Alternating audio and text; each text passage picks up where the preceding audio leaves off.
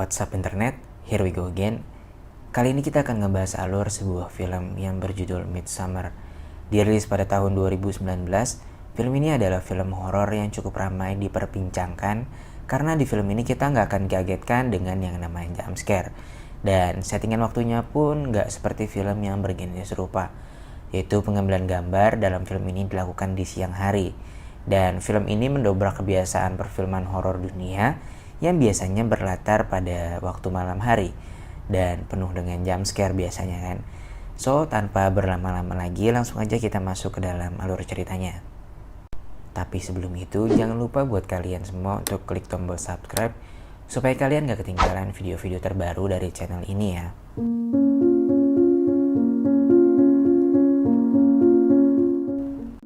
So, film dimulai ketika Denny menelpon pacarnya bernama Christian untuk datang ke rumahnya. Lalu Denny memberikan kabar kepada pacarnya bahwa ayahnya, ibunya, dan adiknya meninggal dunia dengan cara yang tidak wajar, yang dimana adiknya adalah dalang dibalik kematian kedua orang tuanya, dan lalu adiknya bunuh diri. Setelahnya Christian pun datang dan isak tangis Denny akhirnya pecah pada saat itu. Hari demi hari berlalu dan Denny saat itu mengikuti Christian untuk bertemu dengan teman-teman kampusnya yang akan mengerjakan tesis di Housing Land, Swedia, dan beberapa di antaranya hanya ikut untuk berlibur saja. Lalu sepulang dari pertemuan itu, Christian yang tahu kalau Denny sedang dalam keadaan berduka berniat untuk tidak ikut ke Swedia untuk menjaga Denny, dan mereka pun akhirnya terlibat cekcok karena Denny ingin ikut ke Swedia dan tak ingin berlarut dalam duka. Singkat cerita, Pel, salah satu teman Christian, mengajak Denny untuk ikut ke Swedia. Mereka pun bertemu dan Pel memberikan beberapa info mengenai desa di Swedia itu yang notabene Pel sendiri adalah orang Swedia asli. Dan di sana akan ada acara adat yang sangat jarang dilakukan, dan acara itu berlangsung sekitar 90 tahun sekali. Singkat cerita, mereka pun tiba di Swedia. Di tengah perjalanan menuju desanya, Pel memperkenalkan temannya yang bernama Inmar, dan Inmar mengenalkan Simon dan Connie kepada Pel dan juga kawan-kawannya. Yes, thank you. There you go. Ooh. There you go. Thanks, dude. Ready? Yeah, go. Can you feel that?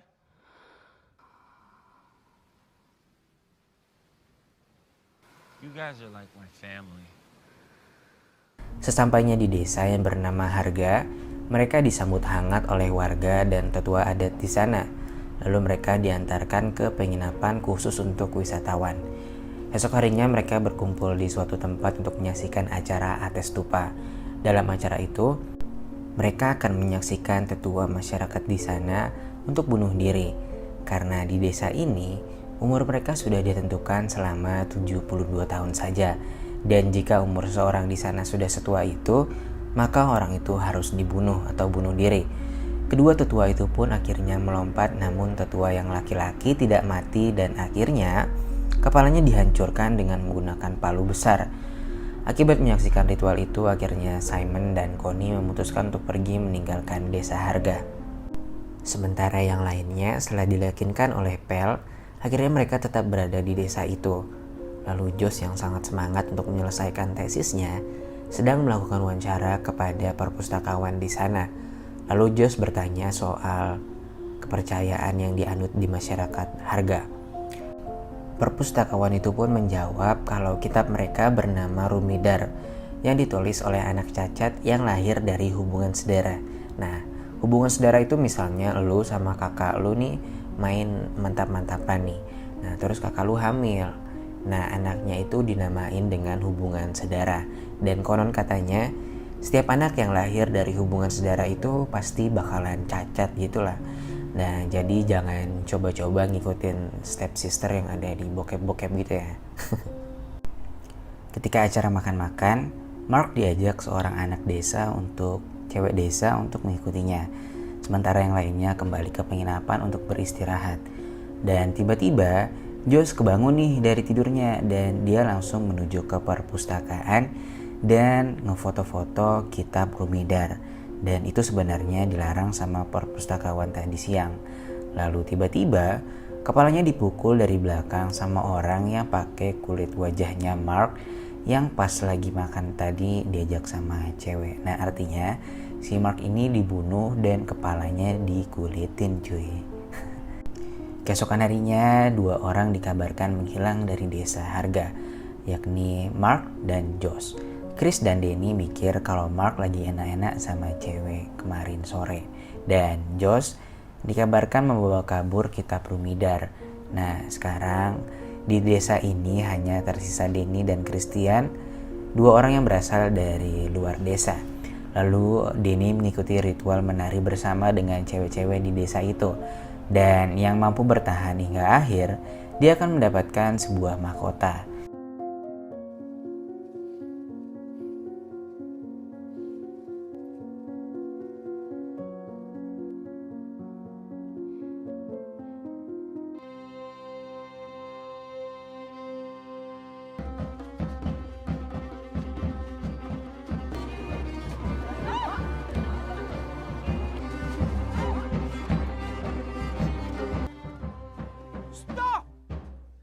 Singkat cerita, Danny berhasil bertahan sampai akhir melakukan tarian itu dan dia mendapatkan predikat sebagai May Queen atau Ratu May. Kemenangan Danny dirayakan dengan makan bersama.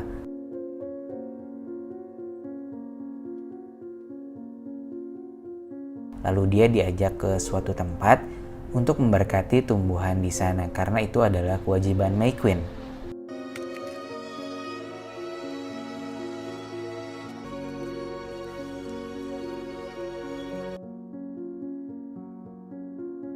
Di sisi lain, Christian berada di sebuah ruangan dan di sana dia diminta untuk menghirup kemenyan mungkin ya sama seorang bapak-bapak yang katanya untuk meningkatkan vitalitasnya.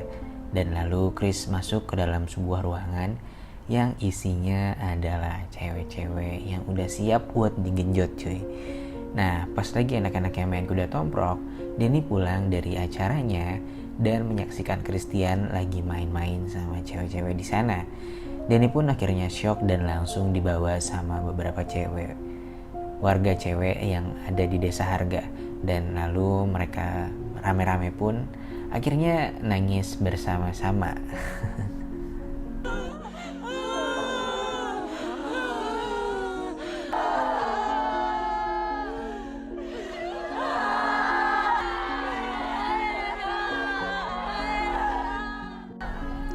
Pas selesai mantap-mantap, Christian pergi ke suatu tempat dan di sana Chris menemukan mayatnya Simon dalam keadaan digantung dan bagian-bagian tubuh yang udah tercecer cuy.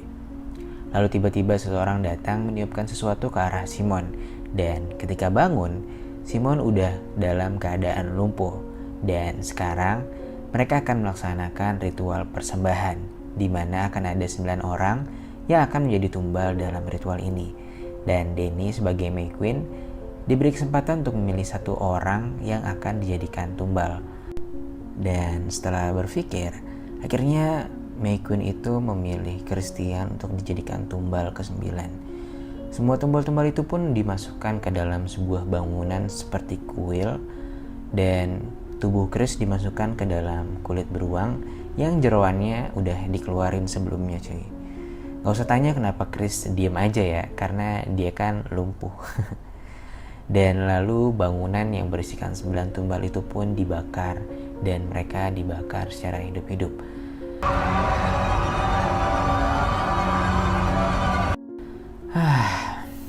Cukup sadis sih film ini dan lalu film pun selesai. Yap, inilah alur cerita dari film Midsommar. Keren sih filmnya menurut gue ini. Wah, banyak lah adegan-adegan yang di luar nalar gitu loh. Ada aja ritual-ritual aneh yang dibikin sama sutradara dan penulis naskahnya yang. Oke, sekian dulu pertemuan kita pada kali ini. Makasih banget buat kalian semua yang udah nonton filmnya sampai habis. Dan see you.